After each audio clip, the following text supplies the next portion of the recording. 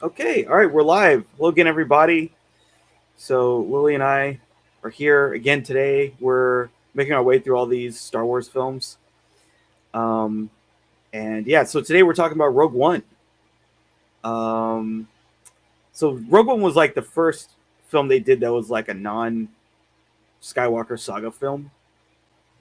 And they had, it was kind of funny. They had all these plans. They're like, oh yeah, we're gonna do all these other movies, and Solo like basically killed all of that. Um, yeah, which is kind of Oh, unfortunate. what I could mean, have been. yeah, because I guess they wanted to do like a trilogy of films for Obi-Wan. They wanted to do a film for Boba Fett, and I think there were some other things they wanted to do as well. But yeah, then they kind of, I mean, like we haven't heard anything about a film that's going to come out since Rise of Skywalker. Like Hmm. Solo Rise of Skywalker was like a one-two punch that just killed the cinematic universe of Star Wars.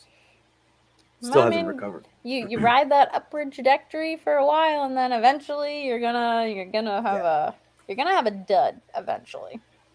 Yeah, I mean, it's gonna be interesting to talk about Rise of Skywalker because that you talk about a reactionary film. I mean, they just like they freaked out. They freaked out and they were like, "Oh my god, we have to like, people are mad. We have to do something." And they made some choices. Anyway, so another thing too about this film is like there's actually a TV show. What's it called? I think it's called Andor, about Cassian Andor, who Hmm. is one of the main characters of this film. And it's sort of about the rebellion leading up to Rogue One. And yeah, it comes out I think later this month. So this part of the universe is being expanded upon pretty much. It's time period. Um, yeah, so I guess and the guy, what kind of like another part of this film too was like it was a little tumultuous. Um, the end of the film, the whole third act was shot by a totally different person than who was the person they hired to direct the movie, Hmm. A and there lot was of that multiple going around, huh? rewrites. Star Wars. Oh man, Star Wars is like they hit that panic button, man. Like they are not afraid to hit that panic button They and start should be firing though. people. They really should be because just trust who you hire. Yeah, That's or you hired them for a reason. Like, I don't know. It's like I mean I think on a certain level it kind of worked out, but I do think there is a little bit of discontinuity between like the third act and the rest of the film. You can tell yeah, that they were just kind of throwing shit at the wall. I mean, a lot of it stuck, and we'll talk about this. There's one or two scenes in particular that really are very well done. I don't know whose idea it was, but it worked out. But it's definitely like discerning to like to think that they basically have a pattern of just like axing people. They panic flat out. They panic and they axe whoever they decide to hire, and they just start throwing stuff at the wall. yeah, and it's not really working too well for them. I mean, with the exception of like, because I really like Rogue One. Until you said that, I didn't realize that like that. Oh, there actually is kind of a difference between like the first two acts and the second one, or more the third one. Um, but I still really like it. But with Solo, it's obvious. It's Oh yeah, blatantly obvious how disjointed that movie is. yeah, Comparatively, Rogue One, even though it had similar issues, it's a much better film. It's a much yeah, better film. yeah. And I I think think part of it is because they didn't have their main star being told what a piece of shit he was yeah. all the time. There was this interesting story where like they wanted the guy. What was the guy's name? The guy who plays Cassian Andor. I forget his name. He's this I like forget his name too, Spanish. but I really like him. I'd like to see him Um, in more stuff. yeah, I mean the TV show is going to be mostly about him, which is nice. Yeah, Diego Luna. So Diego Luna, they said, "Oh, well, could you do like a British accent?" And he was like, "No, I'm not going to do a British accent. Like there are people who have all kinds of accents, so I'm going to do my regular Spanish accent." It's like, why don't you hire a British actor I then? Oh my know. god. I thought that was kind of funny. Yeah, I mean, and he's great. He's fine. You know. It's like you do a British. Why would you hire a man with a Spanish accent Yeah. to do a British accent? I understand why you would hire like a British actor to maybe play an American because that works fairly well. There's a fairly easy transition to that. But Diego Luna has a fairly significant accent, and it's not a problem. I don't have. If you have a Yeah, problem it's with fine. an accent, Like, then I think you have deeper. it's a big ass issues than that. galaxy. It's a big ass galaxy, and most of the time, people are speaking an alien language that we don't even have subtitles for. But it's fine because I still get the gist of what I get the gist of what Jabba's saying. Yes. Like, oh, God. And the other thing too is like there's so many people that have like the posh British accent. You know what I'm saying? Like that's probably what they wanted, but it doesn't work for Cassian. It doesn't work. A posh British accent wouldn't work for Cassian's character at all. No, it doesn't fit with his backstory. I'm Cassian Andor. I sip tea with the queen. They wanted to sound like Mon Mothma or something. So yeah, he was like, yeah, yeah. We need you to roll the R's in the British way. His R's are just fine where they are. Yeah. So good for you, Diego. So yeah, he said, and again, they're gonna do a whole TV show with him, and we're gonna get that Spanish accent all over again. Good. I'm glad. And, do it up, Buttercup. I don't think that. Again, in a galaxy where there are people who speak very proper British English, why and also American style English, why is there a problem for a person to have a Spanish accent? I don't know. I don't see what the problem should be. Also, what's curious is that most of the time when they have a British accent, they are a villain. So yes, they are. Yes, exactly. So yeah, Cassian, he's okay. All right, yeah. So let's kind of get into the plot on this film. So this film opens, and again, another thing that they did. This has no opening crawl, but they have this like jump scare kind of noise. They want to give you this jump scare because they're like, "Oh yeah, we know you're waiting for the crawl, but here's a bang." Punked you, bitch. Like such an odd choice. I don't know. I'm not in love with that personally. I like the opening crawl. I mean, it is a little like it's a very throwback kind of thing, but it's a Star Wars thing. It's a Star Wars thing. It's kind of predictable. I'm not married to the crawl personally. I'm fine with it in my original trilogy and whatever else movies have used it, but I'm okay with it. Yeah. So this film opens and we see like basically it's like one of these farms. It's not like a moisture farm, but I guess a farm. So we see like the Urso family. So it's Jin and Galen and Lyra, the mom. And the Empire shows up. Director Krennic and some stormtroopers, like the black stormtroopers, which are very cool. And he comes and he's like, Director Krennic's like, hey, okay, so the work is stalled, so we need you back. And so we're going to take you and your whole family, and you'll be heroes of the Empire, and you're going to help us build the weapon. Yeah. Lyra's not down for that. She pulls a gun on him, and she gets shot. But she shoots Krennic. Doesn't kill him, though, unfortunately. But yeah, she gets killed, and they take him away, and Jin hides, and then she gets found by Saw Gerrera, who's played by, what's his name? Forrest Whitaker? Yeah, Forrest Whitaker, yeah. Which is cool. Saw Gerrera is a very kind of crazy character. Yeah, he's okay. He's very extreme, as we'll find out.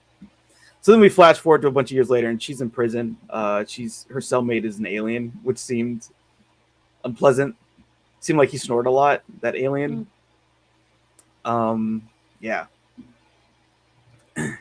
And so yeah, we get some cool stuff too. So then later, like there's this like, it's like a city within an asteroid.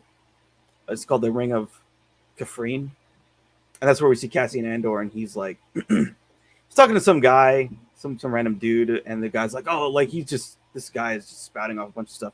Oh, there's this pilot defected to the Empire. They need kyber crystals for this weapon. It's a planet killer weapon. Okay, they run into some trouble. Cassian gets them out of trouble, but then Cassian shoots the guy and kills him, which is really interesting because like this is like I feel like the first time where they've depicted the rebels as like assassins. Yeah, well, showing that they had to do some dirty work to like make the rebellion happen. I feel basically like Cassian's kind of their their guide, their janitor, basically. I feel like they use him a lot He's the to do cleaner. the dirty. Yeah, the cleaner. He does the dirty work. He obviously doesn't like doing it, but I mean, if you're in a if this guy is the guy he's talking to is gonna crack. He's gonna crack under any amount of pressure, and you Yeah. gotta eliminate the Yeah, the thread loose ends. Yep, you gotta tie off those loose ends, and I think that is actually something that needs to be seen. That rebellions aren't Yeah. pretty. No, it's not Like pretty we at can all. talk about all kinds of revolutions, like our own revolution, the numerous French revolutions that have happened. There's been more than one. Yeah, with the guillotines. Yeah, there's been the guillotine. There was the Paris Commune. There was like just tons of shit that went down.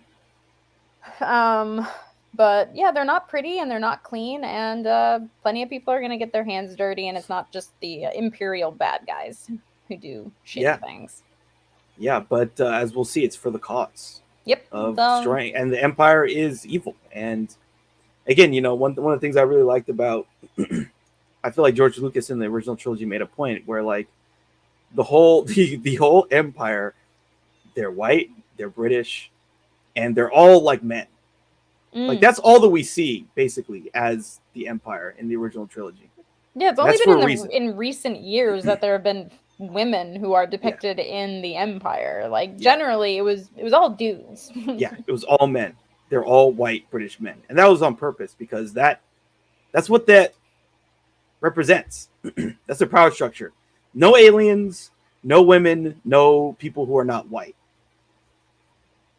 and that's for a reason. And so everyone else is against that, basically, and that's what they're fighting. And it's a fucking evil system. Like they're evil. Like they're pretty bad. So, but like just like any empire, there's all these things that keep them intact.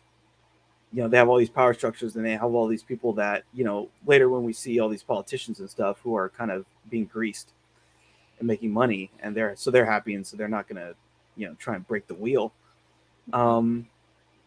They want the status quo to keep on going, but it's the people who are living under the boot of the empire who are like, F this. I want out. I want to destroy this thing. Yeah, this sucks. Living under tyranny is shit. It's really shitty, yeah.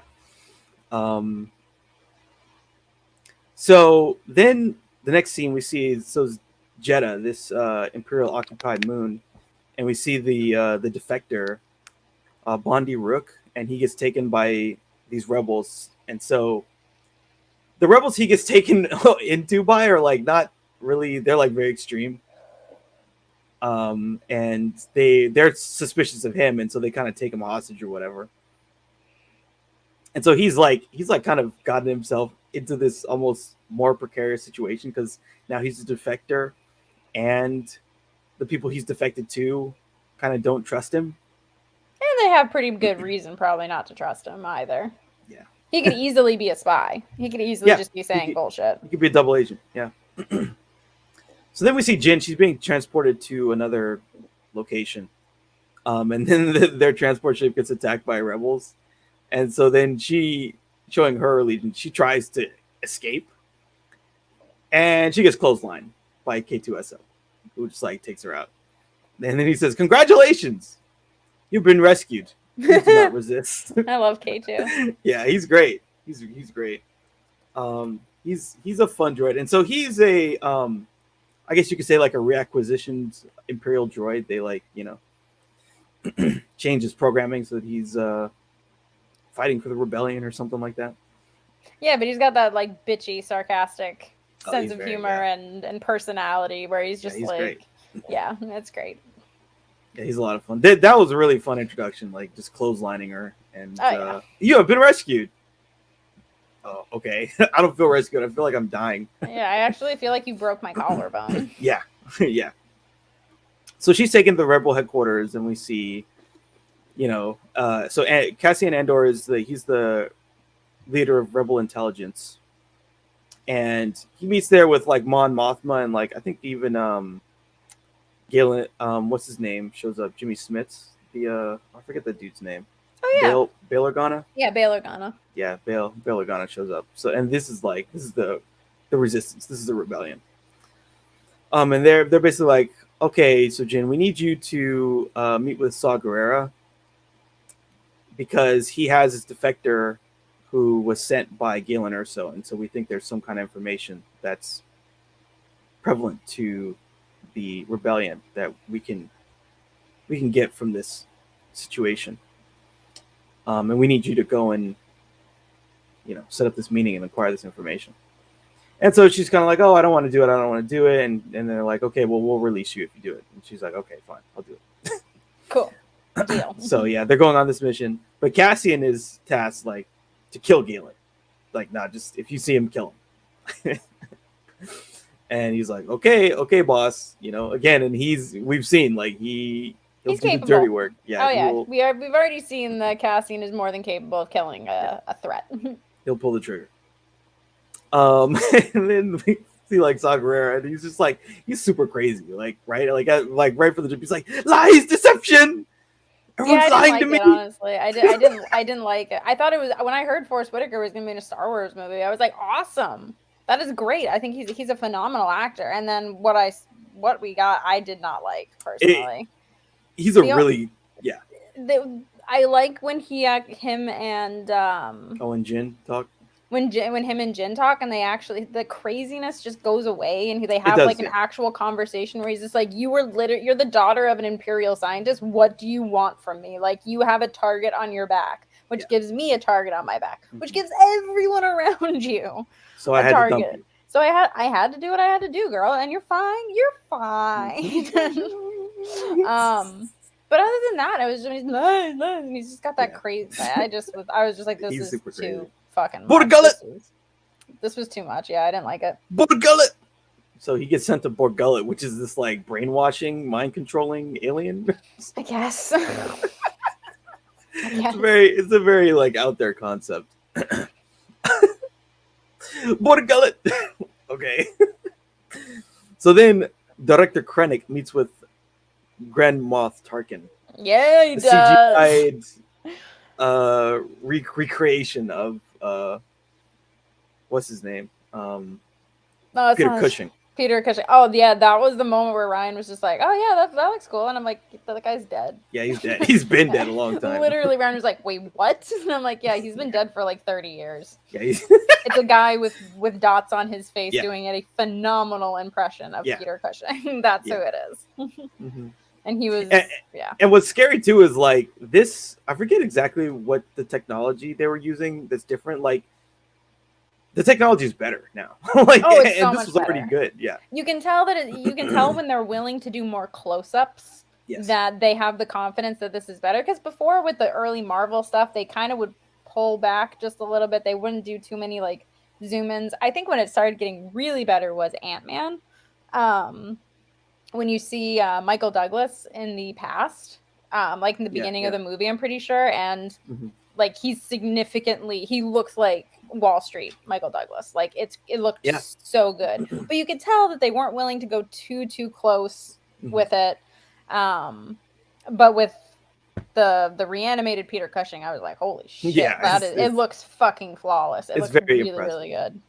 It's very, because like I was watching something the other day where they were talking about like how in Gladiator, what's his name, Oliver Reed died, and so there was a couple of shots they needed to like basically digitally put in, and they did a good job. What they did though with that was they basically took footage and they just reused it, and then they just digitally reused the footage in some creative ways.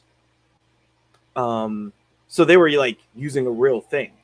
A real shot of him. Oh yeah, but even then, like they do it in the right way to where it will appear seamless. Because he had like a massive heart attack on like break from filming. He was like drinking a shit ton at some pub and then was arm wrestling sailors, and then he was there's something about, I forget that pub, they actually like, it's really kind of fucked up, but they have, I forget, I think they changed the name to like Oliver's Pub, and they had and they had a drink. You can drink what he drank that killed him. That's crazy. You can like they have, it's a list of drinks. So you can have that list of things that he had that killed him. I mean, if you're in your 20s and not a massive smoker and alcoholic, you're probably gonna walk out with a really bad headache the next day. But if he was a long time smoker, drinker, he was just playing with fire. That's the only way a guy like that's gonna go. Arm wrestling sailors in a pub.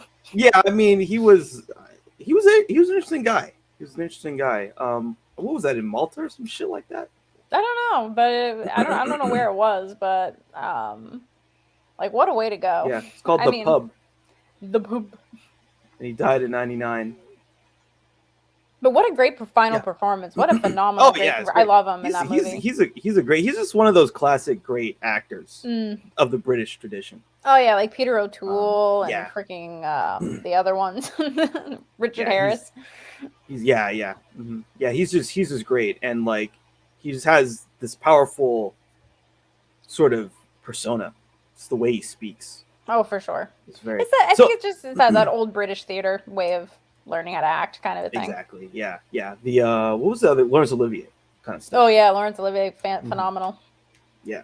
Because apparently the ending of that movie was supposed to be that the two of them fight, like him, Proximo, and that's supposed to, like, at the end, like the last thing that the Emperor was gonna do was like, oh, now you have to fight Proximo. Which makes sense. But I do like it better that he killed. I do like it a bit better that he killed the Emperor at the end. Oh yeah, it's way more gratifying. It's so much more satisfying, and you want Maximus to kill. Yeah, you want him to die so bad, and it's great too because then there's that moment where they don't intervene in the fight. Oh, I love all the guards. They're like, give me a sword. They're like, no. He's like, no. Actually, these are the rules. These are the rules, bro. So you have to fight to the death.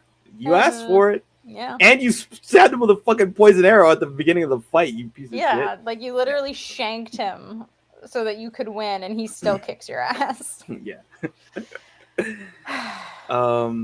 All right, so Grand Moff Tarkin, and there's this conflict between Tarkin and Krennic. There's a little animosity going on there. So another thing that's interesting in like Star Wars is like, so if you're in the Empire and you start getting promoted, that is a death sentence usually,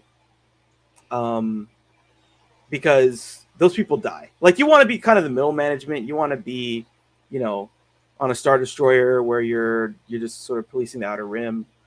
But when you start like really getting into these conflicts, you're either going to get killed by rebels or you're going to get killed by Vader, or, as we'll see later, you might get killed by someone who's trying to stab you in the back to jump over you and get promoted.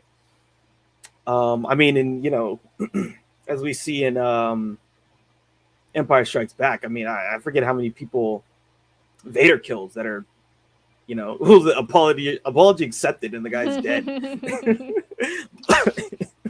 You came out of hyperspace too soon, so now I'm gonna kill you. Okay. Why are we out of? I love how, like, when Vader gets on like the intercom or whatever, or the hologram, and the guy is just like, "Oh, Lord Vader, we got."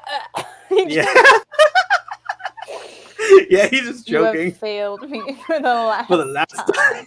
And then as soon as he drops, he carries on a complete coherent conversation with the other guy. Yeah, the other guy choking. Yeah. As he's force choking the other admiral, and as soon as he drops to the floor, he's just like, he calls the other guy Admiral.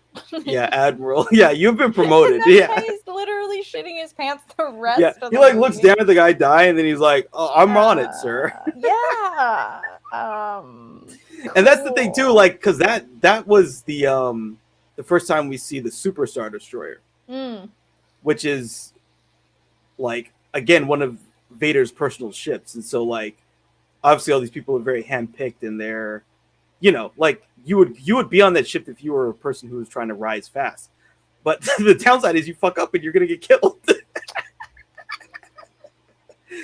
Oh man, yeah, funny stuff. So yeah. He thought surprise was wiser. He's as clumsy as he is stupid. And I'm done with this shit. Yeah, I'm done with him. Yeah, but so Tarkin is fine with killing. I get the feeling Tarkin's got a lot of bodies hidden in his closet. Oh, yeah, I'm sure. You don't because look, I mean, Tarkin is the type of guy who keeps Vader in line. Like I straight think up. there's definitely an element of mutual respect between the two of them, for sure. I definitely get that impression in A New Hope between them, especially with their just little conversations that they have with one another. There's a mutual respect, and even though, I think Tarkin recognizes just how valuable that Vader is, because he even says, "You're the last of that old religion. I'm so glad you're on our side, by the way." Like, I think there's definitely a mutual, because Tarkin he keeps Vader in line, but there has to be a reason why he's able to do that. Yeah, I think Tarkin is just like, he's just one of those guys who's very competent. Yeah, and that's sort of like what comes up in this conversation with Krennic, because he's like, oh well, you messed up and you allowed, this security breach. I would never allow a security breach. I'd kill everybody, basically. And so he's admonishing him for this defector, and like that's kind of how these things go. Like, if you are someone who's, like they say, loose lips sink ships, you're gonna get thrown in the brig.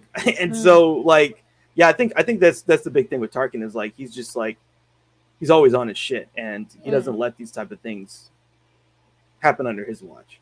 No. Until he got blown up. He didn't see that one coming. Nah, I didn't see that one coming. Yeah. So the rebels, they then arrive on Jeddah, and meanwhile Bort Gullet is like, brainwashing our friend. And he's like, oh, the side effect is you tend to lose your mind. Okay. Cool. Yeah. So like that whole scene was like, really, it's very weird. Like, seeing this alien thing wrapping its tentacles around his head. Yeah, it's a little off-putting. Yeah. So they're on the planet, and we get this whole like I forget who, I think it's Cassian or someone, says like, oh well, rebellions are built on hope, which becomes this thing. It's kind of important later on. Then Jin meets, what's this guy's name? Chirrut? I forget how you say it, but he's this blind sage kind of guy who's like, basically sort of has some force sensitivity. Yeah, he senses her kyber crystal necklace. Yeah, and it's played by Donnie Yen. It's very cool. Gotta love Donnie Yen. Yeah, Donnie Yen's great. Donnie Yen's fucking great, and he's really good in this movie too. Oh yeah, he's super charming. I feel like there wasn't a lot of acting that went into it. I feel like this is just Donnie Yen being the shit, honestly. Yeah. He's like, oh, I'll just be myself, which is awesome. Yeah. And I think we also see the other guy, Baze Malbus. This is like, they're like a pair. They're always together. And it's kind of funny because they're either husbands or they're really just close friends. I don't really know. All I know is that they're roommates. Cool. I think that's how they like to be referred. Yeah, that's your uncle's friend who lives with him. I mean, where's the other bedroom, Dad? I don't see another bedroom. Oh, he sleeps on the couch. Yeah. It's like, just say that they're husbands. That stuff still happens today too. Like, I think there's my girlfriend's friend. That's their situation. It's like, oh yeah, they've been roommates for like 10 years. Okay. Yeah, there was two old ladies who lived down the street from us when I grew up in this one town, and my mom was very friendly with them. Like, she'd say hi to them and stuff like that.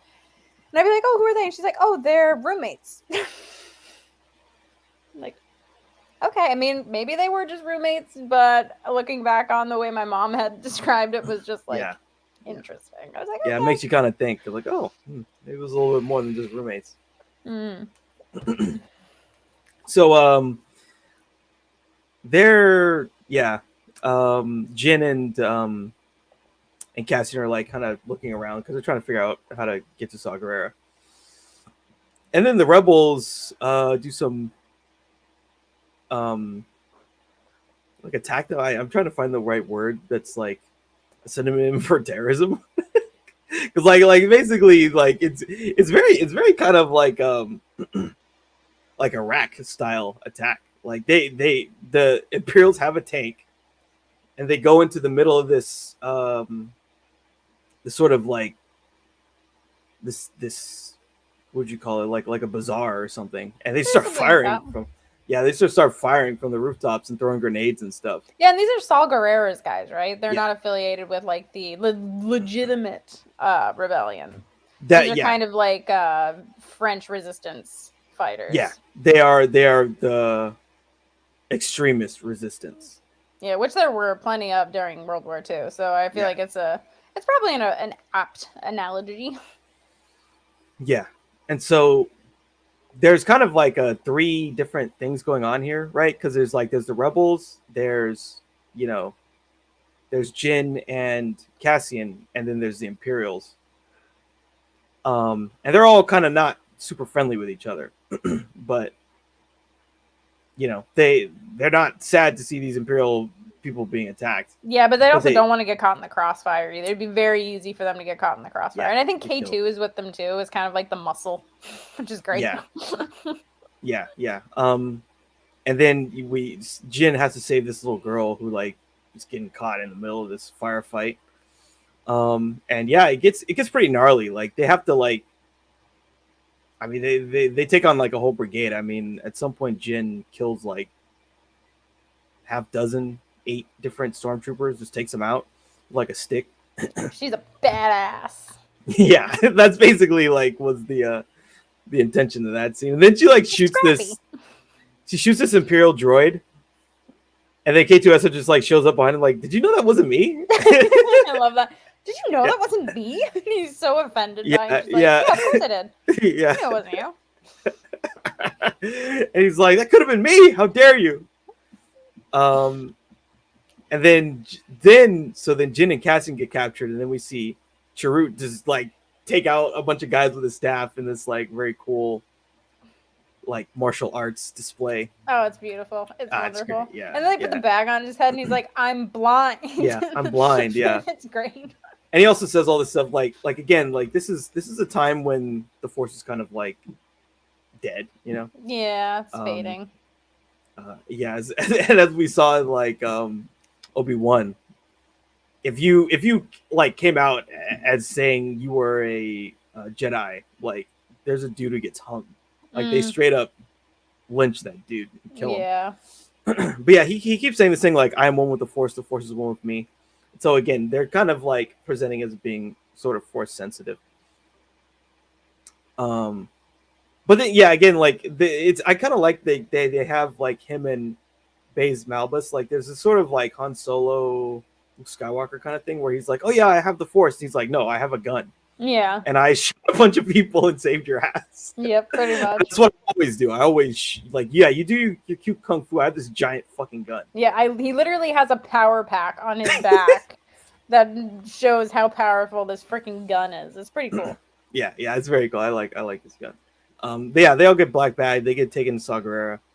And then Jin meets Saw, and this is the scene you were talking about, where, they have this long history. And yeah, he's talking about hey, I had to let you go, and she was really not happy about that because she already lost her family to the rebellion. She saw her mom get shot. Her dad works for the Empire. She knows that he's not happy about it, and she hasn't seen him, and so she's I don't care about any of this. And she says something he's oh, don't you care about the cause? He's no, I don't care about the cause. It's how can you stand to let the Imperial flag fly? And she's it's not a problem if you don't look up. It's okay. So then the Death Star, they decide we're gonna do a test, see how it works. And Krennic's let's blow up the whole planet, let's blow up the whole moon, blow it up. And he's no, that wouldn't be necessary. A single ignition fire would be proper enough. I think it's fine, dude. Let's calm down. We'll just do one. He says we need to send a message, not a manifesto. He says something like that. Yeah, fuck your manifesto, bro. Yeah. I'm so sick of that word. Sorry, continue. Yeah. And so yeah, they do it. They fire the single ignition. And it's a massive explosion just from a single ignition fire. But yeah, so then in the cells that they're being held in, Cassian's neighbor is the defector, and he starts talking to him. He's oh, dude, you're the guy. We gotta go. I'm the rebel who will actually help you. You're the rebel I'm looking for. Yeah, exactly. So then Saw Gerrera shows Jin this message from her dad, and basically Galen's oh yeah, I left this design in the Death Star. You have to get the plans from Scarif. And if you can obtain the plans, the rebellion has a chance of destroying the Death Star. And then it cuts out as the explosion is coming. And yeah, and so then they're all okay, you gotta go. You go take care of this thing. And Saga is like, I'm just gonna stay and die. Like, Yeah, he's oh, like, the fight's over for me. Like, you're the hope. You're the future. yeah. He said something like keep the dream alive, basically. I think. Yeah, keep the dream alive. Plus, he's all just like, he's just basically mechanical parts at that point. He has to like breathe into like a ventilator or something like that. Yeah, he's like Rebel Vader. Yeah, he's like Rebel Vader. He's not in a good health space. No, he's not at all. So they basically are barely able to escape this situation as the explosion. They like go into warp like right before, the explosion hits them. And yeah, they blew up this whole city. Yeah, they're all dead. Yeah, which is really unfortunate. I mean, it's a very cool scene, like when we see the Death Star fire. Now, one thing I will say, so I always got the impression watching A New Hope that like they basically didn't know anything about the Death Star. Yeah, there is kind of that impression that, right? Like, but then at the same time, that's really incompetent. You know what I mean? If it's portrayed that way, then like you made this giant weapon and you don't even know like how. Oh, if it works, yeah. So I think that's probably why they introduced Krennic, because somebody has to know how it works. Somebody had to be in charge of designing this fucking thing. They couldn't have just been building it willy nilly and be like, I think this button blows the planets up. Yeah. I mean, they definitely tested it. I mean, it's just a matter of how much, does that kind of nitpicking stuff matter? But yeah, I mean, the thing that always stuck with me was like the first time they show in A New Hope the design plans of the Death Star, people were like, whoa, what the fuck? And so they kind of like, I mean, again, like I could sort of see that, but there's a lot of Death Star in this movie. And so it makes it very hard to believe that people wouldn't have known what the Death Star was capable of just from the ending of this movie. But, again, it's like, how much do we care about that? Yeah, I think it depends on how much you care about it, because Krennic's team is the one designing it, and they all get shot or blown up. So they're completely eliminated. And then you have Tarkin, who has a general idea of how it works. And then he takes it over. Krennic gets blown up. And then a day, not even in the timeline of the films, an hour goes by and they've kidnapped Leia. And then A New Hope begins. So there's not really, when you really think about it, not that much time has elapsed. So. Yeah. For me, it's more like the fact that when we get to the end in the Battle of Scarif, the Death Star shows up and the whole Rebel fleet is there, and they watch as they destroy the city. That's true. A lot of them got killed, though, too. Yeah, a lot of them did get killed. Yeah. A lot of them did get killed in the Battle of Scarif. Like, most of, what is it, like Gold One or Gold Leader or whatever, he gets blown out of the fucking sky. Which sucks, I love that actor. I love that actor so much. Did you ever see, like, they, and some of this uses like old footage, actually. From yeah. Because I'm like, hey, there they are. Yeah. And unfortunately, because it's like a bunch of people who die, like a bunch of them when we see die in A New Hope. But like there was for Return of the Jedi, like they shot all this footage of like these female pilots that they ended up not using. I don't know if you've ever seen that. It was very cool, actually. No. Yeah. If you look up like Return of the Jedi pilots footage, like there's a bunch of this like stock footage of these female pilots that they just didn't use for that end battle, which was interesting. And they do a similar thing in this movie where they just take this old footage and they kind of bring them back. But no, I think it's pretty cool. It would make sense that they would be at the Battle of Scarif. Yes, yeah, yeah, totally. I mean, it's the Rebel fleet. Yeah. So. And we got those 70 stashes too. Oh yeah, I love that. Yeah. So Tarkin's like, "Oh great, it works. This is awesome. I'm taking control of the facility now." It's like, what? Like, what the fuck, bro? Like, I succeed and now I get demoted. He's like, yeah, that's how it works. Go build because another weapon. Go play over there. Yeah. Well, it's also because it's like, well, this is even worse now because, like, the facility works, but you still haven't. Plug the gap of the leak. You still haven't fixed the problem that you were supposed to fix. So why should we give you anything. Also, Yeah. even though Tarkin's super evil, I love when he takes it away from Krennic. Yeah, Krennic is it's just such a fine. weasel, and Yeah, he's he so is. incompetent that he doesn't deserve to have anything. And it's No, just, it's great. I'm no, like, yeah, yeah, yeah, Tarkin, take that shit from him, even though I know yeah, you're gonna do terrible things with it. yeah. And so basically, he's like, so we traced the leak to Edu, and that's where Galen Erso is.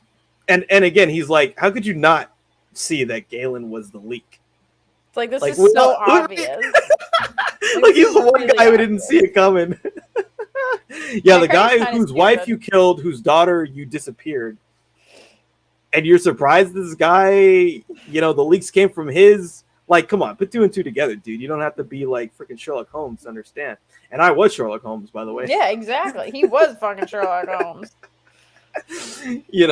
So then they're dispatched to Edu, and so he's gonna go there and do his Imperial thing. The rebels are going there too because they also, I forget what, but they knew that he was there. They knew that Galen was there, and so when they're on the ship, they're like, "Oh, I got this message. Okay, where's the message? Oh, it got blown up. Okay, so I'm just supposed to believe you? Well, we're gonna go to Edu and get Galen, and then he'll confirm it. Okay, fine. Yeah, we're gonna go get Galen. We're gonna go take care of Galen. Yeah, we're gonna take care of Galen. Yeah, snipe. Pew pew. Yeah, and so then we also see like at some point, Cassian, he's in contact with the rebellion, but then they lose contact with him because like I think they the transponders broke or something. Well, he hit a freaking rock. True. Like they told him this to stay low, and he's like, "Oh no, it's fine," and he hits a freaking rock. So then the rebels send a squadron to Edu to clean up the mess, basically. make sure they take care of the target. Yeah, and then we got this interesting stuff like again, like this all this stuff with is Cassian gonna shoot him and kill him or not? And it's like, what's his name? Is like, oh, does he look like a killer? Because the Force moves darkly around a creature about to kill. It's like, okay, is he gonna kill somebody? So Krennic gets there and he's like, oh hey, like by the way, guys, I just wanted to celebrate with everybody. So like we had a successful test, we blew up this city, we killed a bunch of people, and we're really happy. So get all the engineers out right now. It's kind of raining. Yeah, it's kind of raining. We don't have I don't care. Smocks. It's fine. Just bring them out. It's fine if you catch a cold. It won't matter in a few minutes. No, it won't. And then he's like, I want to make an announcement. One of you betrayed the Empire, and so the traitor has to step forward now, or I'm going to kill you all. Yeah, a very classic kind of Imperial Nazi thing to do. Yeah, really classic bad guy sort of thing. Yeah. So then Cassian's up there, and he's like, "Oh, am I going to snipe him or not?" And then basically he decides not to. He he chooses not to go on the dark side. So then, yeah, a whole bunch of stuff's going on because, like, at this point, Jin's also trying to reach her dad, and she's climbing up there. Then the squadron shows up, and they start blasting people. Basically, they're just trying to kill everybody, and they sort of indiscriminately bomb this platform where all the Imperials are, just because their mission is kill everybody. Like, yeah, which again shows another like really dark side to the rebellion because, like you said, they're indiscriminately bombing an entire facility, knowing that there's probably people who don't want to be there.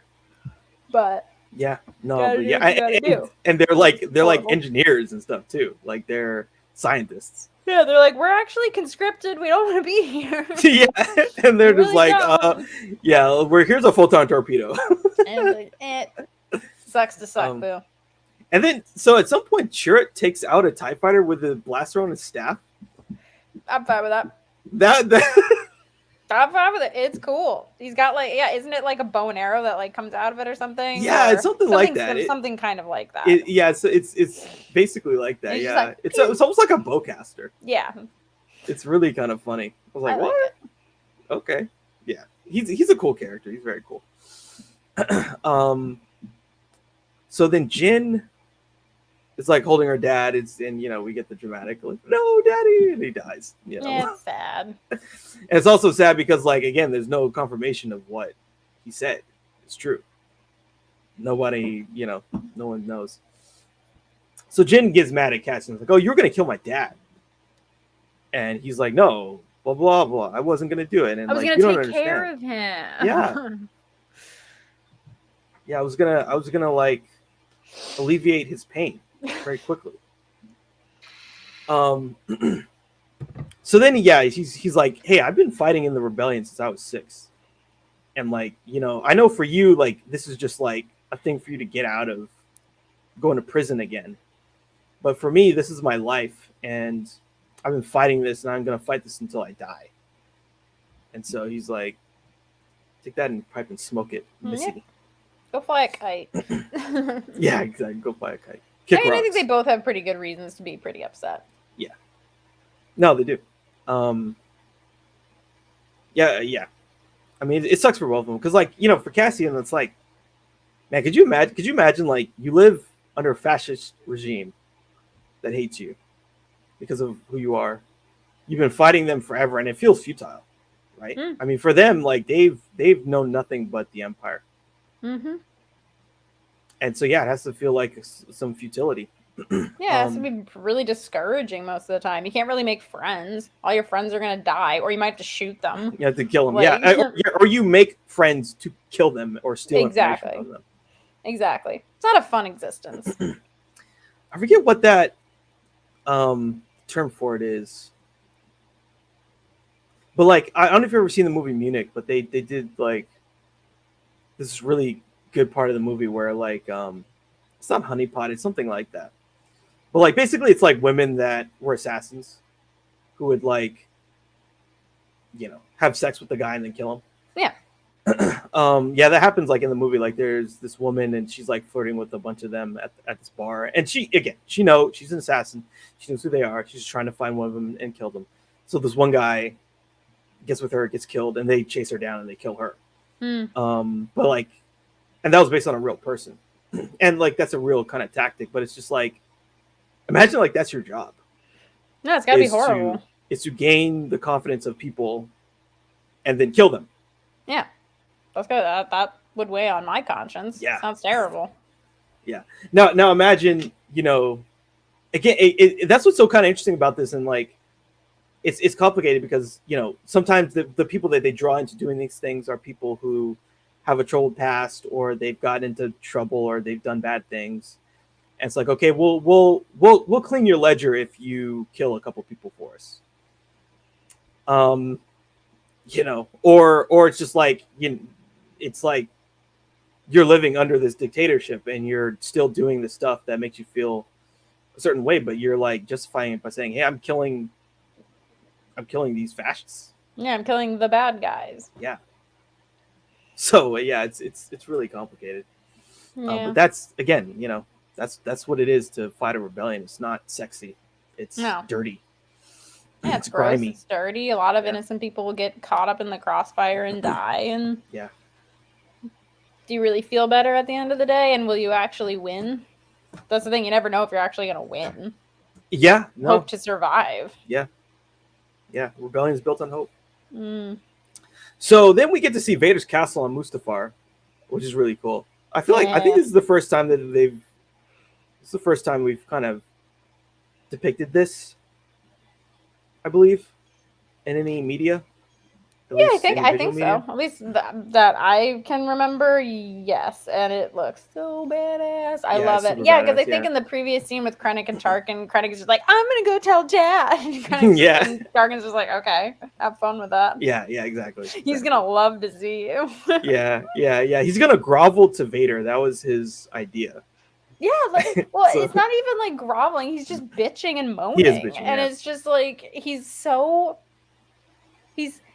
arrogant with zero confidence. Like, he has nothing to back up why he should be given anything at all.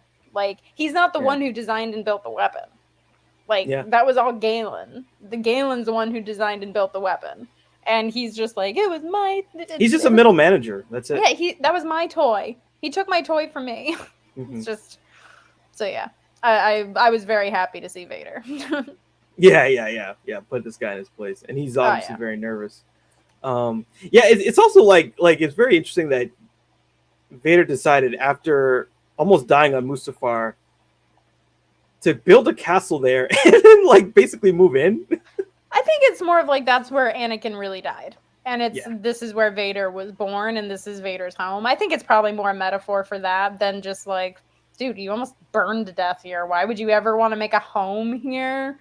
But like, I think it's just like, oh, this is where Anakin really died, and this is where I am made. And maybe he just really likes lava. I mean, he also just really like it. There isn't on Mustafar? A bathroom? There isn't any sand. Oh yeah, there's no sand. There's no sand. There's probably some dirt, but there's no some sulfur and ash, but there is not a single trace of sand. That should tell you a lot about him. He's like, I got as far away from sand as I could possibly get. Yeah. I got magma. Yeah, he didn't want to hang out with the Kaminoans on the rain planet, but he did want to be on the volcano planet. Yeah, volcano planet's more his style. Maybe he just imagines his defeat all the time, and it just sort of angers him, and so it motivates him. Yeah, or it's a reflection of his own, chaotic soul. I don't really know. I'm really reaching at this point. I don't know, but he's on Mustafar, and it's pretty cool looking. He's on Mustafar. Yeah, and so he meets with director Krennic. We also see him in the what do they call it? The tube thing. I have no idea. I didn't know it had a name. He's in a vertical tub. I forget what that's called. Yeah. I forget what that's called, but it's the same thing that they're all like. Luke is in it a couple times. He's in it after he has that bad stint in the cold on Hoth. What's his name? They put him in it. Yeah, a bunch of people have been in. So anyway, so then he's like Krennic's like, oh, I deserve an audience with the Emperor. And he's like, no, it's not gonna happen. Why? This conversation is really fun because he's Vader's just like kind of wagging his finger at him. And look, I'll say I think the actor did a very good job of like doing those, the Vaderisms, right? The way he like points his finger. Mm-hmm. He does that. That's a lot of the thing that he did a lot of. The way he walks is very cool. It's very well done. Yeah, Vader's got some swag in this movie. Oh yeah. Oh man. Like when the doors open and he comes walking out, and it's like that motherfucker. And you see a silhouette, and he comes walking out, and you see the cape. It's like, damn. Yeah, it's great. It is fantastic. And this thing I love, Vader is used just enough. In this movie, he's a supporting character. He's not a main character. He is used just enough. Oh yeah. He's an exclamation point in this movie. That's what he is. For sure. It's like boom, there he is. Yeah, because I went into Rogue One really not knowing what it was about. I knew it was a prequel, and my sister and her boyfriend took me to see it, and it was an awesome experience. But when Vader showed up, my sister and I made a complete mess of ourselves every time Vader appeared, and when we see him at the ending, like that's one of the great I don't scenes know why I can ever remember seeing, because like there was no expectation, because like there's a lot of shit that gets spoiled now. But there was no expectation at all that was gonna happen, and it's like, what the what? Wait, he just did what? He just, oh my god. No, for real, and it's just, I'm so glad I got to see that in theaters. There's some things that I'm fine with missing, and I'm really glad I didn't miss that. It made me feel like if I had gone back in time to see Return of the Jedi, after like the fans had grown and there was a huge fan base behind it and people were, really excited to see like the final installment, it made me feel like I was back to that, roots of it, with how excited, like, because I'm fairly certain the majority of the people in the theater had not seen it before. And we all, I'm slightly embarrassed by my behavior because I hate noisy people in a theater, but the fact that everyone was so, the electricity in the theater was just so palpable. It was amazing. No, I mean, it's an amazing moment. It's an amazing moment where, especially when you're just like, oh shit, it's him, and he's about to kill everybody. The fact that this movie makes me root for the good guys and the bad guys. Yeah, I know. It's not cool. It's such a well done scene too, because he kills everybody, but they get away and they get the They plans. still get away, but there's the director was able to create a suspense to where you're thinking, are they going to get away? Yeah. Like, I know they do. They absolutely do. Otherwise, we wouldn't have a New Hope. But it's very harrowing. It's incredibly suspenseful. I think part of it is because it's so surprising and everything just goes really, really fast. That it's just there's that guy who's just like, take it. Yeah. Get in. It's just and the door doesn't open. Yeah. It's great.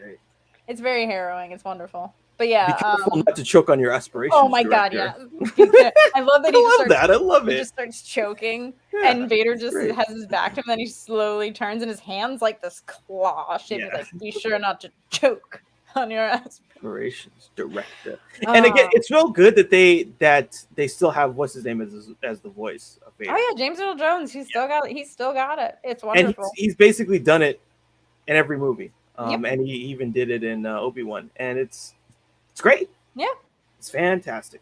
Although I have heard some people complain about this movie. I don't know. I think it's good. I think it sounds like him. It sounds like Vader. Looks like Vader, sounds like Vader, feels like Vader. I'm fine with it. Exactly. I love it. Exactly. I love it. So then Jyn meets with the Rebel Alliance, and she's like, "Oh, hey, so yeah, I got this message, and blah blah blah.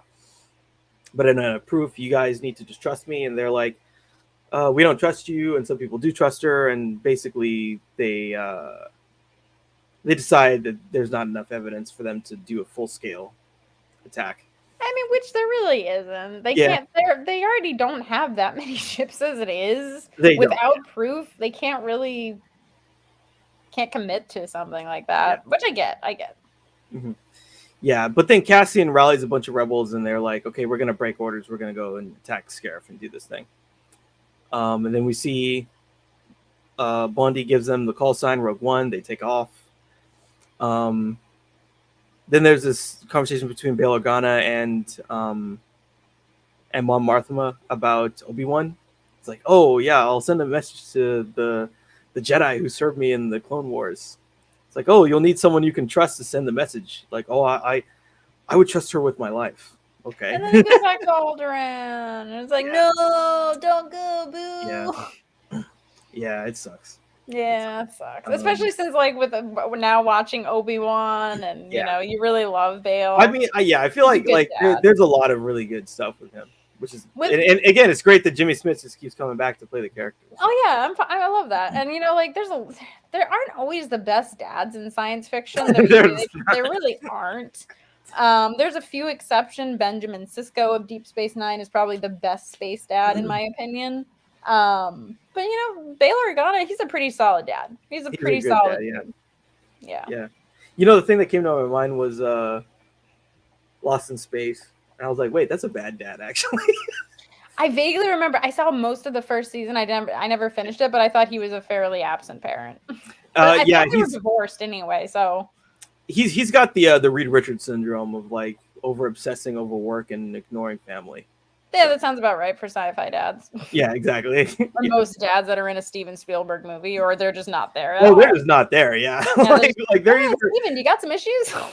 I mean, it's so blatant. It's like so blatant. Like, there's never. What's it called? Close Encounters. Close Encounters. He just ups and leaves. He just bounces. He's like, I'm out. I recently watched a video of Patton Oswalt talking about some of his favorite science fiction movies, and he's like, I love Close Encounters, but when you watch it as an adult, and if you're a dad, it's even hard. You're watching the implosion of a family. It's really sad. It's so bad. Like that scene when he's like going crazy and he's like pulling dirt into the house, and his wife is like, you need to stop, or I'm going to leave. And then she's leaving, and he just doesn't care. Doesn't care. That's pretty messed up. And then he calls her on the phone, and he's like, "Oh, come back." It's like, you're insane. I am done with you. Yeah, I think it's an interesting, especially looking at it from like the world that we live in now, where conspiracy theories are so easily consumed, and how people genuinely get lost in them and then turn sometimes on their own families is just. I think it's more relevant now than ever before. I mean, most people are not going to go on an alien spaceship and have an adventure and leave behind their wife and kids. But it's that element of being easily taken in by something. Yeah. And that came out in an era where there was no internet. Yeah, and it's kind of explained like there's all those people who like saw the spaceship that one day. They got obsessed and they had something like imprinted in their brain. But yeah, he totally just leaves his family. He just leaves them, and basically doesn't hesitate, and he gets to go with the aliens. Little Yeah, at alien least grabs his Chief hand. Brody was gonna like jump in the ocean to save his kid. Yeah, You know, at least Chief Brody. I don't know why Spielberg suddenly had a soft spot for Brody. Maybe it was based on source material. I don't know, but at least Chief Brody's a good dad. yeah. He's Except he like, doesn't fix the swing set. He doesn't fix that swing set that gets his kid cut or something like. no, he doesn't do that. But yeah, there's a lot of absentee fathers, and you can tell that his dad was not there, and he felt a kind of way about it. He's put it in most of his movies, so. Yeah. I mean, yeah. E.T. Dad not there. No, he's in Mexico. Yeah, exactly. Oh, yeah, that scene hurts me. I'm watching it now as an adult, because when you're watching it as a kid, you're just like, okay, who gives a shit? Yeah. And then you watch it as an adult. And she's just like trying to keep this whole fucking thing together, you know. Yeah. And her kids they've adopted an alien, and she has no idea. She's just like, you know, I don't know. Yeah, I like the mom in E.T. She's trying so hard. She's trying, yeah, like, and then the freaking feds show up at your house. It's like, what? How did I deserve this? What next? You know, if I was her at that point, I'd be like, okay, fine. Exactly. It's ridiculous. You got social services with you too. Yeah, take them away. Just take them away from me. Yeah. So then, the rebels, they're in this like stolen Imperial shuttle, and so they're able to do some sort of subterfuge to get into this to Scarif. So the whole planet's surrounded by a shield, so it's well protected because there's all this Imperial information there. And they get there, they impersonate some Imperial officers, and then they go to this the Imperial Research Center, this like tower. That's where all the information's at. It's the cloud. Yeah, exactly. Yeah, it's in the cloud. It's kind of funny though, because like, again, these movies were made in the 70s, and they're in this film especially, they're trying to keep up with the 70s aesthetic. So there's all these like floppies and shit. All these like hard lines and stuff. I mean, you can kind of maybe justify it. I mean, there is somewhere in the world there is a physical thing that has information on it, but it's like, I mean, again, we can make up whatever we want to say about it, but it is funny that it's an obvious 70s aesthetic. I know. I still love it because I'm a nostalgia person. I love nostalgia. It's one of the reasons why I love the first season of Stranger Things. I'm just like, I didn't even grow up in the decade of the 80s, but everything I had was always a decade behind because we were poor and had to buy things from like Salvation Army all the time. So everything that we had was always a decade late. So the clothes, the VHS, the cassette player, the floppy disks, it was always something that was a lot older than what everybody else had. So that's one of the reasons why I like it so much, is it's like, oh, I love the floppy disks. I don't want to bring them back. Absolutely not. But it's always fun to see that a little bit. Yeah, it's cool. So Cassian and Jin, they find the place where all the information's at. They're helped out by K2SO, who like takes out a bunch of people, knocks them out. There's one guy, he just like bops him on the head, which is kind of funny. Yeah, and that guy's dead too. Yeah, that guy's very dead. His brain is juice. His brain is just like mush. Yeah, but, like, it's got macaroni and cheese brain. It's kind of funny that they, that was it was cartoony, but that was painful. That was a painful bop on the head, and that's all it takes. It's like that opening scene in Captain America Winter Soldier when he's like killing all those guys on the boat. He's not knocking them out. He's killing them. Yeah.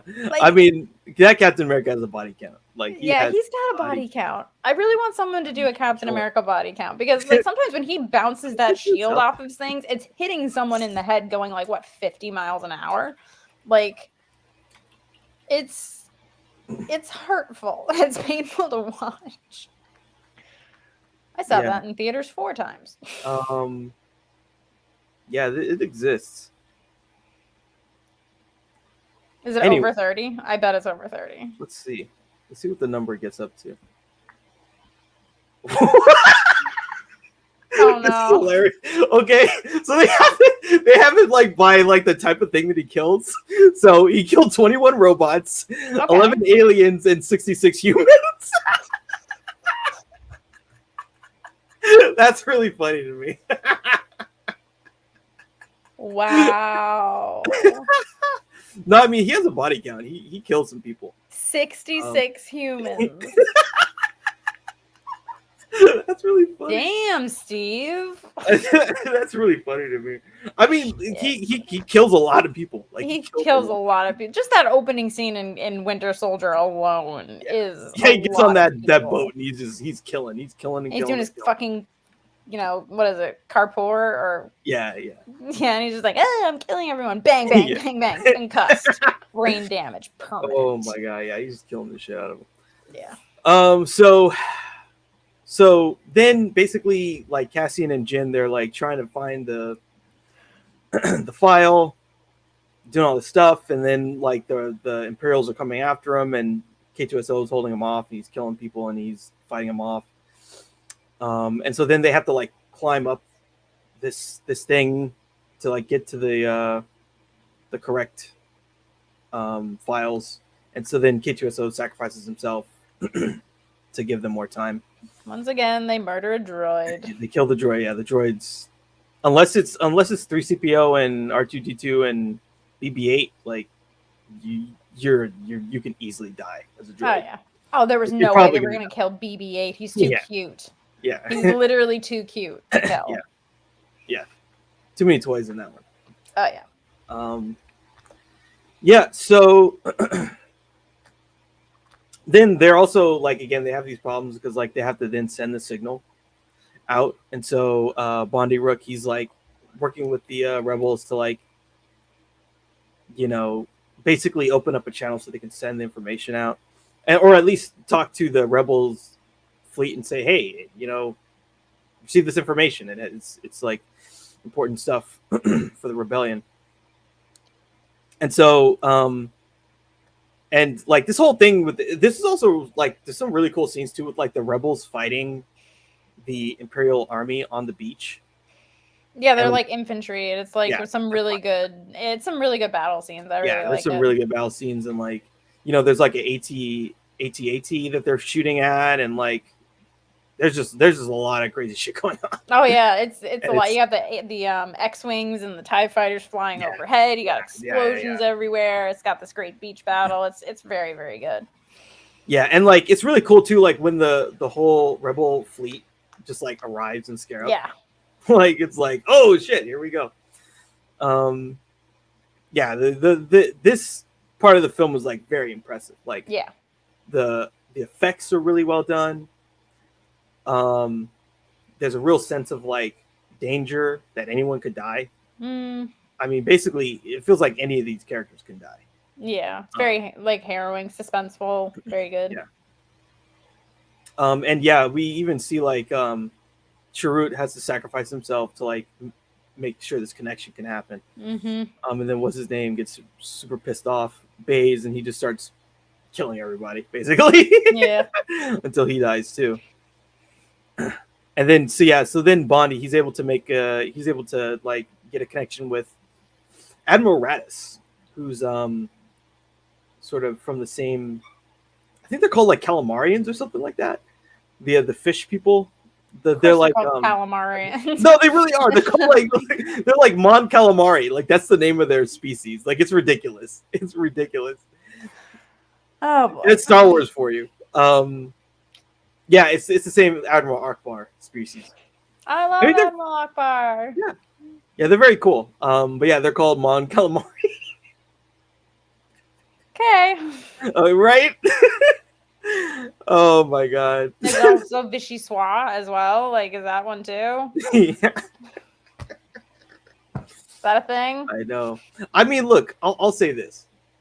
At least we've gotten away from the well, I forget. I even forget what they're called. They're like, we control the Senate. You know, the very super racist. Yes, like, at least Asian we've gotten away Asian. from that. But the fact that they're called calamari is hilarious. It is hilarious. It's like, oh, boy. Yeah, I'm pretty sure it's Mon calamari. Yeah, their species is Mon calamari. They're from like an ocean planet. I mean, they're really important species too. They're a very important species. No one's taking that away from them. You know? I mean, he figured out it was a trap. He did, and if he didn't, they may have all died. Exactly. It's a trap. It's a trap. Oh man, Almar. And then they killed him. And then they fucking killed him in The Last Jedi. It's just so sad. Just so sad. Well, because that movie just has to shit on everything. It's all like things bright and beautiful are pooped on. It's like, oh yeah, remember all those things you really loved about Star Wars? Well, let me just like I'm just gonna kill it. yeah, I'm just gonna destroy it. Like I'm just gonna destroy it. Oh my god. So in the space battle, some of these Y-wings they disable a Star Destroyer, and then they like ram like a Hammerhead Corvette. Yeah, the Hammerhead Corvette like rams it into another Star Destroyer. So cool. And then both of those fall into the shield and disables the shield. That was really cool. And it sort of shows the sort of ingenuity of the rebellion. It's like, yeah, I mean, these is a Star Destroyer superior technology, sure, but like if it gets disabled and someone just rams it into another one, like it doesn't really matter. Yep. I don't even know. Like, I think in Return of the Jedi, I don't know if it's like on purpose or if the Y-wing was already crashing, but a Y-wing already like slammed into one. Like that was the I forget what they call that, the Super Star Destroyer. Like if you crash into the Super Star Destroyer, too late. Bam. I mean, like it's horrifying, but it is effective. That's why, you know. Yeah. I mean, it's kamikaze, right? Yeah, Japanese fighter pilots. That was a tactic they would use. They were not afraid to use it. It's horrible. It's absolutely horrible and terrifying, but it is effective. Yeah, the Executor was the name of the Vader Super Star Destroyer. It's like fucking. Of course, and like, it was. Like they're very so edgelord. yeah, exactly. That's like what Kylo Ren would call it or something. Another edgy teenager. It's the Executioner. Yeah, it's the Executioner. It's the Thrustmaster 7666 Executioner. It's like I got a broadsword on my wall. Yeah, like, cool. The thing. One of my favorite like weird details about Kylo Ren was like he kept the ashes of the people that he killed. I thought that was just Vader's ashes. Those are the ashes of people that he killed. But he doesn't. We don't ever actually see him grab anybody. Yeah, I don't know. I mean, he chops what's his name in half at the beginning of that movie. I just assumed he left him on the planet. Yeah, maybe he. It's probably something that he does when he's feeling, edgy. God, I hate him so much. Yeah, I mean he's a real weirdo. So Jin is up there and she has to like realign this antenna or else they can't send the plans. This TIE fighter shoots at her when she's on this like bridge. She barely survives. Then Dr. Krennic, who's still alive, confronts her. He's like, yeah, you haven't won anything, blah, blah, blah. You've only lost time, blah, blah, blah, blah, blah. And then he gets shot in the back by a cat. And he dies. He dies it's like so satisfying. You little bitch. Yeah.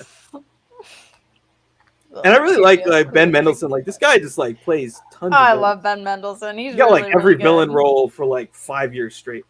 Oh yeah, he was that little turd in The Dark Knight Rises. Dark Knight Rises, Do you feel powerful? I love that scene. Oh no, do you feel in charge? Yeah, do you feel in charge?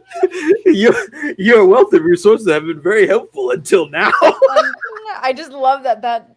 I don't. That's not my favorite Batman movie. It's not my favorite Nolan it's got a lot Batman of problems. movie. It has so many issues. Yeah. First of all, its runtime is just too fucking much. But that moment when all Bane does is just, and you hear like the Hans Zimmer boom. Yeah, and then the other dude just walks out. He's like, yeah, I think I know who my boss is now. Yeah. And he's Do you just feel like, in charge? feel in charge? Yeah, that movie's really weird. One of my favorite things is like there's a bunch of teenagers who are like they legit say like, "Oh, there's work in the sewers." There's work in the sewers. Like, What kind of crapshoot is legit, this? there's these people who are like they're a bunch of kids who are in like the halfway houses, and they're like, yeah, like a bunch of my friends been working in the sewer. Yeah, I love how Joseph Gordon-Levitt just questions it once, and then he's like, yeah, okay. Just put that in my back pocket that there's literal orphans crawling into sewers because to work, and they're getting paid. And to get paid because nobody else will give them a chance because they're poor Gotham orphans. That's how broken Gotham is. Yeah, I don't like someone would have to investigate this. Is like, do they have a union? like what's the deal? I probably would work for Bane because at least I'm getting paid. I have 3 square meals a day. I probably get some kind of extra benefits, and I'm learning a trade. One of my favorite things is just like thinking about like all the weird jobs. So like I had this thing I was thinking about who is probably the best villain to work for, and I was thinking probably the one that pays the best would probably be someone like the Joker. But like I was just thinking about like the types of jobs that you have to do. It's like, oh yeah, go to 250 52nd Street and put these barrels of gasoline in this warehouse. Like the manpower that would be needed for that is. I mean, payroll he's got must a lot be of extra. yeah. But he burns a tower of money. He does burn a tower of money. For people. But see, that's the thing about the Joker. It's not about the money. So he gives all the money away. Like he doesn't care. That's true. He does give it all away, and he does have more of that cult leader mentality behind a lot of it. That I feel like someone like Harvey Dent. That's more like corporate espionage shit, which I would probably be down for. I would be down to do that shit. Harvey, political espionage, shit like that. I don't know. I think I'd be Harvey's Lex Luthor. Harvey's a lawyer. I would love to work for Lex Luthor. Yeah, that would be. Now you want to talk about excellent benefits package. Like the other thing I was thinking too is like because that there would be a problem where like some of these guys would have diversity issues. I guess that's probably the best way to put it. And I was just thinking like that would definitely be the Riddler. And so the Riddler would want to have a whole, but then at some point I was thinking like he probably like it would get to the point where you couldn't just recruit a bunch of white dudes anymore. And so you'd have to do like, we're really sorry about all of our past inadequacies with diversity. And so we're doing a diversity, like I could totally imagine that happening. And it would be like the Riddler did that shit. Probably. Oh my God. But yeah, I feel like Lex Luthor or Harvey Dent. I'd work for one of those two. Lex Luthor first, or I'd just go freelance and work for all of them. Yeah, no, I mean, I burn literally. I mean, it's definitely one of the best paying jobs in Gotham is like working for some. And it's not working for Batman. Like, Batman doesn't. It's not, no. Like you get a call and it's like, okay, $50,000. I need you to take this truck to this warehouse and put a bunch of barrels of oil in there. Okay. And but then again, like then it gets kind of dirty. It's like put this bomb underneath this car. Yeah, put this bomb underneath a judge's car. So what's funny too is like some of this was like the cops. Like the cops were the ones who took both of them to the locations. Oh yeah, the cops are totally. Yeah. The cops were the ones who like really had the blood on the hands. Completely corrupt. It was some rando person who put the gas in there, but the cops took them to the location where they then got blown up. Yeah, literally. It's almost like it's. But then again, someone had to hotwire that ferry, those 2 ferries. Someone had to put the bombs on those. Yeah, again, the manpower is just too. It's just a lot. It's a lot to be believable, and it's a lot of money that they're throwing because you got to pay cash. A lot of cash to get people to show up to do that stuff. Yeah, and the line of work that these people are in, they don't have IRAs. They don't have fucking CDs. They don't have a savings account. That money is gone too. An offshore account would make way more sense. Working in a financial institution, you tend to pick up on some things. Yeah. Especially my brother who works in. He basically looks. My brother could be a Jack Ryan. He's not an analyst, but he looks for dirty money basically. And he's very good at it, and I love hearing this take on some things. He's like, yeah, you learn very, very quickly who's good and who's bad. Yeah. Money's tricky, and like I said, you can't watch it. No, and these people who are getting paid by like the Joker or the Riddler, they're buying everything in cash on the street. Oh, everything in cash. They have it in their mattress. Yeah, that's and the thing is, you're probably giving that money away to your significant other or someone else because like you're probably gonna end up in jail. and that money you gotta send it to someone who you're trying to take care of. Like that's probably the whole reason why people are doing it anyway. Yeah, what are you gonna do? Deposit 120 a day? Like, right? like a stack of like $1,000 in a stack? That's a lot. I mean, actually, no, actually, that's not a lot in 20s. But you know what I mean? Like, it's Yeah. You it's can't hard watch to it. deposit that shit. You can't watch that money, and but like the thing is, the other thing too is I'm sure because there's your run of the mill guys who are just like in it to make some money because they gotta help their family. But then there's like the real people that are scary is like the guy who wants to work for the Joker. The guy who wants to work for whoever, who's looking for the craziest job and who's just like, I hate the world too. And Yeah. I want to blow up the mayor and blow up the fucking. I want to be the one who puts the poison in the mayor's, whiskey that's in his drawer. I want to be the person who puts in the bomb that blows up the judge. And those people exist. Those are the real scary people. I want to be the guy who kills a district attorney, and it's like, I want to throw the acid in the district attorney's face. Yeah, I don't want to be around you. Those are the real scary people. Anyway, so so Jin is realigning this antenna. Krennic dies, and then they're able to receive the plans. The Admiral Radis, and then the Death Star shows up, and we see it just like looming. And then he's like, "Fire when ready," and they're gonna do a single fire ignition. So he gets to kill two birds with one stone. He gets to kill a bunch of rebels, and he gets to kill what's his face, Krennic. Well, and he's totally fine with killing everyone on that planet who worked for the Empire. Like, he's totally fine with that. Like, well, I think they kind of write the whole thing off as Krennic's fuck up. Yeah, this is Krennic's mistake. Yeah. So he let this happen. So the only way I could clean it up was blowing up the whole damn place. So Jin and Cassian, they're like, they succeed. They're on the beach. They're about to get enveloped by this explosion. They don't kiss. Well, why would they? They're not in love with each other. I know. Yeah, they're not lovers at all. No. Yeah. Vader's Star Destroyer arrives. And like we see the Star Destroyer arrive and like a bunch of ships crash into it. They crash right into that shit. It's messed up. It's like Vader gets a boarding party ready. And then he just like, we get this scene where he's like on their fucking ship. He's in this little hallway. So terrifying. He pulls out his lightsaber. We see the red lightsaber. And we get the lightsaber. We get the force choking. He slams that guy into the ceiling. Into the ceiling. Boom, cuts him open. Cuts him in half. Oh my god, the guy's like, take the plans, go! And then like the door won't open, and then he gets skewered through the door. But some guy happens to be walking by, and he's like, I'll take it.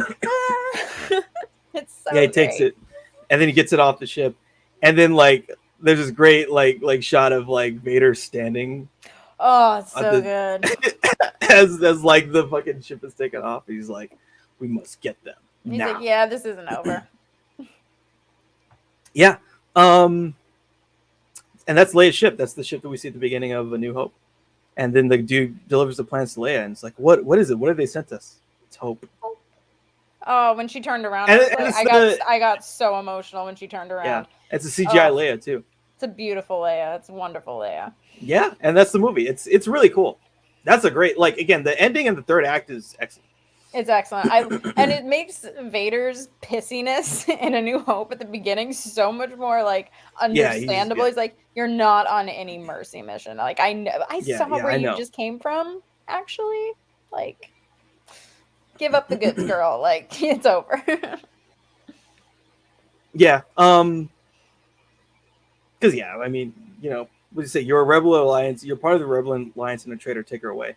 Mm-hmm. Give her the ghost, girl. Like, he's just like, just get her out of my fucking sight. I'm so pissed right now. Where are they? Yeah. No, this film's awesome. It's a lot of fun.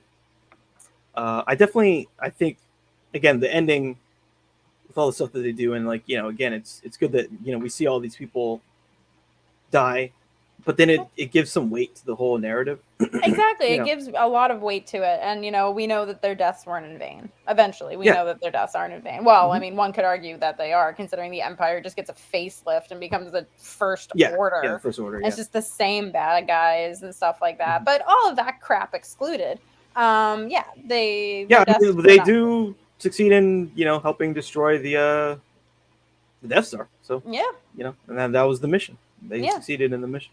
And it's a very unique Star Wars movie, in fact, in that everybody dies. You know what I mean? Like Yeah. nobody lives. Yeah. Everybody dies, and they make the ultimate sacrifice, and it means something. There's weight to it, and it's good because so rarely do you actually see that where a character actually stays dead in franchises like this. Yeah. Um. So, yeah.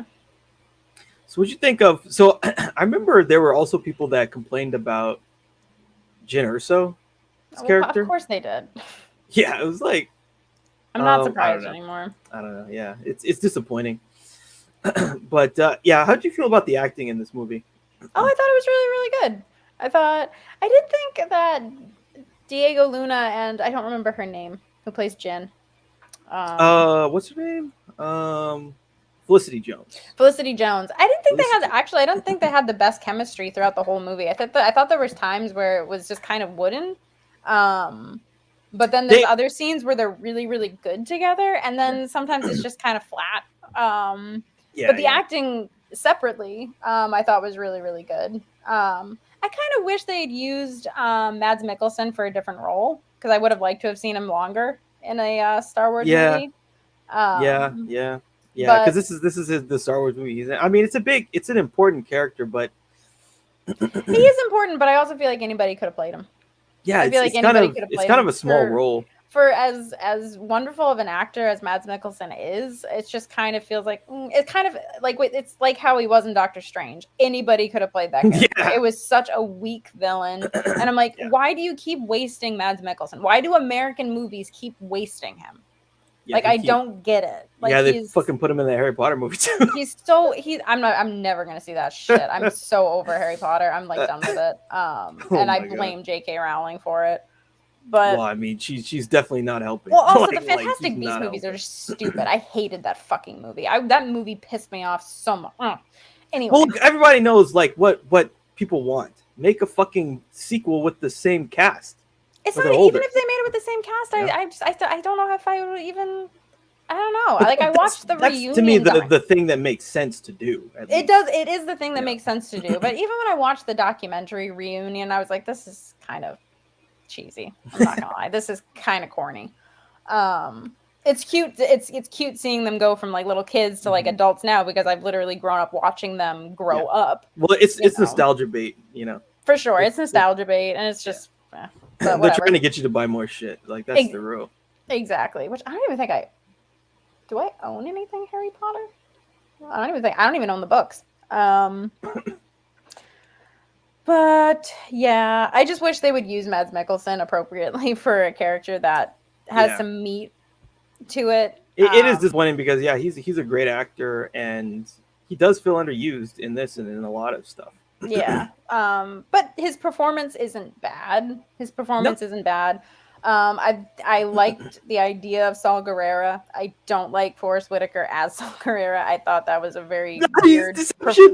I just thought it was a weird character choice, and I didn't get it, and it just took me out of the moment. Honestly, I wonder if like I feel like some of this stuff because this is a character that was in the cartoons, I think before any of this. So it may be they kind of like pigeonholed him into a performance. You know what I'm saying? Where it's like, that could be he's possible. depicted as this, so. That could be a real possibility. But other than that, I think it's a phenomenal standalone film, and it's one of my favorite Star Wars films. And yeah, I think Krennic's just a little bitch. Yeah, Ben Mendelsohn's very, very good at very that. hateable. Very, very punchable character. I really like too. I maybe I didn't mention it, but like when they do that first test of the Death Star, it's like, oh, that's beautiful. It's wonderful. He says something. Yeah, that's like weird. That. That's like, really weird, dude. Yeah, there's literally tons of people dying right now.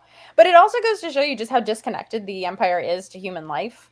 and to, well, not even just human life. There's aliens on the planet, but just life in general. They're very disconnected from it. Again, like there's one type of person who's rising up in the empire, and they're very disconnected from people that are aliens, people that are not white, people that are not elites or rich. They don't give a fuck about any of them. Like they're just plebs to be ruled over, and lorded over.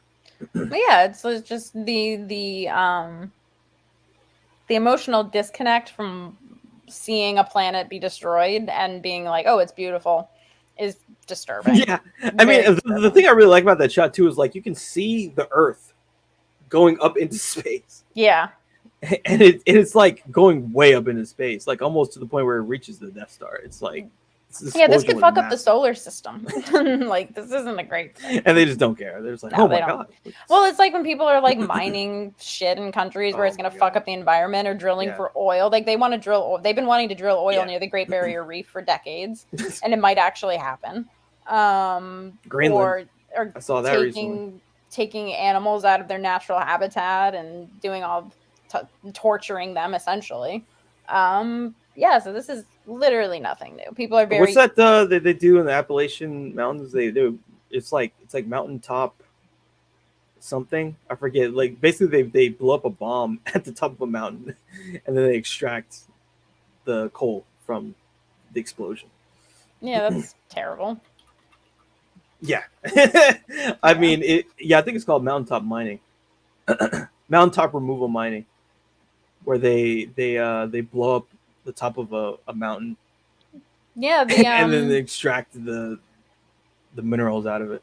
Yeah, the loss of life when Mount St. Helens erupted could have been far less. It's still not in the hundreds or anything like that, but there were several families that shouldn't have been there with their kids, and they all just suffocated. There was a guy who was literally monitoring it, telling people this is gonna blow, and he was instantly vaporized because he was literally at the top when it erupted. His last transmission over a radio was it's happening, and that's it. They found his truck. That was it. That's really scary. Yeah, it's horrifying. And the reason why they kept shrinking the danger zone basically because of logging. Yeah. I mean, just the greed is just insatiable. Absolutely. It's not going to help you when the fucking volcano explodes. No. You know, or when the planet is uninhabitable, like that dolly, you can't eat it. They don't care. They're going to make their money now. Fuck future generations. It's going to be their problem. It's literally going to be their problem. Yeah. They don't care. They won't be around to suffocate to death or live in an environment that's poison that was once a beautiful tropical paradise or some shit. Mm-hmm. Like it's just horrible. Yeah, it's that horrible. They can cut themselves off because they know that they're not going to be around to have to worry about it. Yeah, it sucks. Yeah. Well, I think that's going to be our review of Rogue One. So next up, we'll be talking about The Force Awakening. And The Awakening. The fun begins. We get to talk about sequel trilogy. Yeah. So until then, everybody, take care, and may the Force be with you. Live long and prosper.